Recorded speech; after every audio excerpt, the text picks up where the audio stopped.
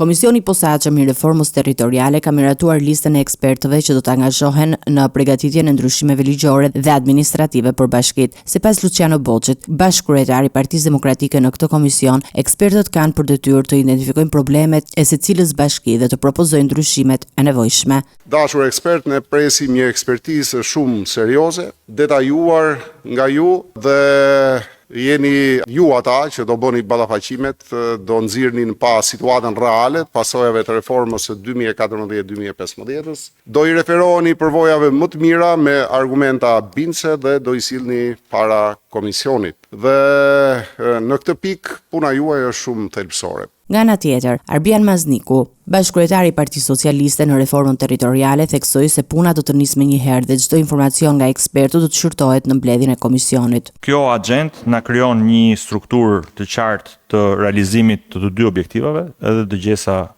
si fillimisht me kryetarët e bashkive, pastaj me ekspertë të fushave respektive apo me institucionet përgjegjëse këtu në komision, po dhe mundësinë që të bëjmë takime në disa takime territor. Në muajt në vijim, komisioni do të organizojë dëgjesa dhe takime në terren me kryetarët e bashkive dhe sipas nevojës edhe me krerët e njësive administrative. Mazniku theksoi rëndësinë e vizitës në terren për të pasur një kuptim të plotë të problematikave dhe të asaj se çfarë duhet të realizohet. Dëgjesa do të zhvillohen në të gjitha qarqet nga 1 prilli deri në 19 maj, ndërsa më pas komisioni do të vijojë diskutimet për hartimin e produktit final të reformës, i cili pritet të përfundojë deri në korrik të këtij viti.